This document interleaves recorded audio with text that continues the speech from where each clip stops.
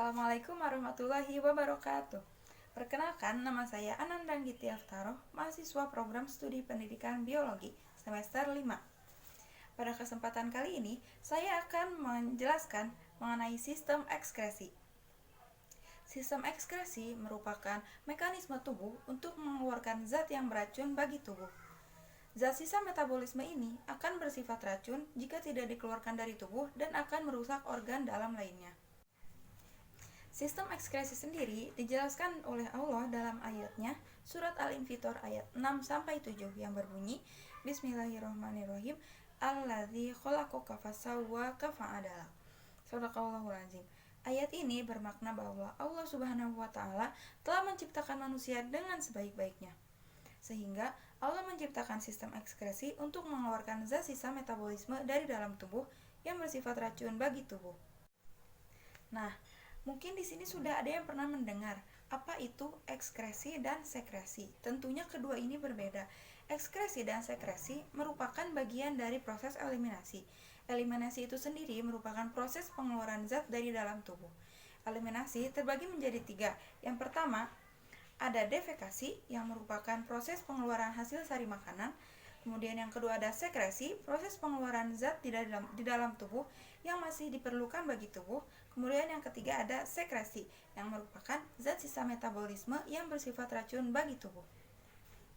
Adapun organ-organ sistem ekskresi terbagi menjadi 4. Yang pertama adalah kulit, yang kedua adalah paru-paru, yang ketiga adalah hati, dan yang terakhir adalah ginjal, atau bisa kita singkat menjadi kupahat ginjal.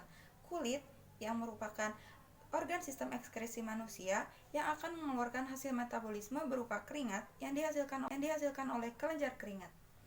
Kemudian yang kedua adalah paru-paru. Paru-paru merupakan organ sistem ekskresi yang kedua yang akan menghasilkan CO2 dan uap air dari hasil penyerapan O2 atau oksigen. Kemudian yang ketiga adalah hati. Hati merupakan organ sistem ekskresi yang ketiga yang akan menghasilkan bilirubin atau hasil dari pemecahan sel darah merah yang sudah tua. Kemudian yang terakhir adalah ginjal. Ginjal merupakan organ sistem ekskresi yang akan mengekskresikan urin. Nah, pada organ ginjal atau organ sistem ekskresi yang keempat, terdapat struktur nefron. Struktur nefron itu sendiri terbagi lagi menjadi 2. Yang pertama adalah badan Malpighi yang terdiri dari glomerulus dan kapsula Bowman, dan yang kedua adalah tubula. Tubula merupakan kumpulan dari saluran-saluran. Kemudian, di dalam struktur nefron inilah akan terjadi proses pembentukan urin. Proses pembentukan urin terjadi dalam 3 tahap. Yang pertama adalah proses filtrasi, yang kedua adalah reabsorpsi, dan yang ketiga adalah augmentasi, atau bisa kita singkat menjadi FIR-AUN, filtrasi, reabsorpsi, dan augmentasi. Pada proses penyerapan yang pertama adalah filtrasi. Filtrasi terjadi di dalam glomerulus. Urin yang dihasilkan dari proses filtrasi di dalam glomerulus adalah urin primer yang akan mengandung urea, glukosa, air, dan ion anorganik seperti kalium dan natrium. Kemudian, darah dan protein akan tetap berada di dalam glomerulus. Proses penyerapan yang kedua adalah proses reabsorpsi. Proses reabsorpsi terjadi di dalam tubulus contortus proximal. Nah, di dalam tubulus contortus proximal, kemudian urin primer akan berubah menjadi urin sekunder. Adapun zat yang diserap kembali merupakan glukosa, air, asam amino, dan ion-ion organik. Sedangkan urea hanya sedikit yang diserap kembali. Yang ketiga adalah proses augmentasi.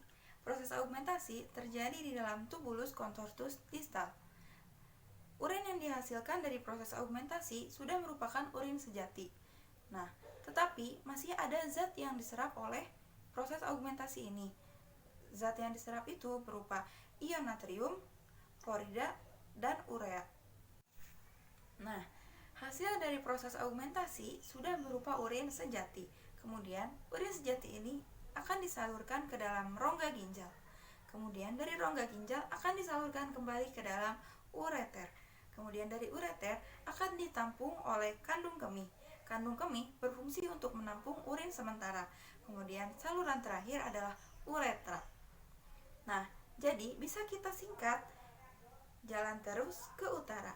Jal ginjal ter ureter ke kandung kemih tra uretra. Nah, begitulah proses terbentuknya urin dan proses pengeluaran urin.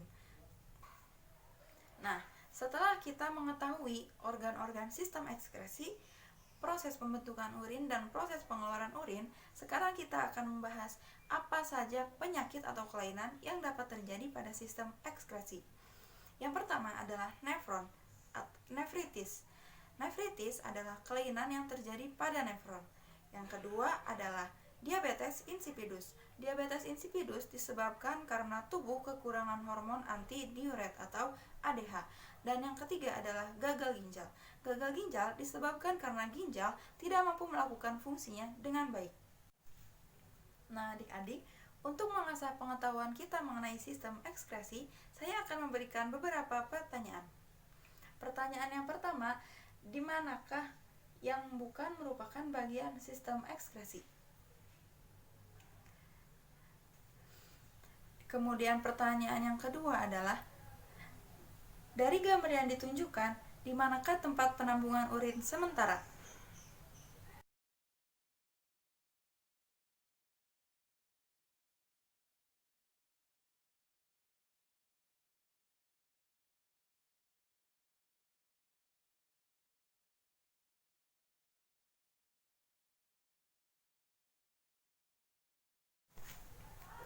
Mungkin cukup sekian penjelasan yang dapat saya sampaikan.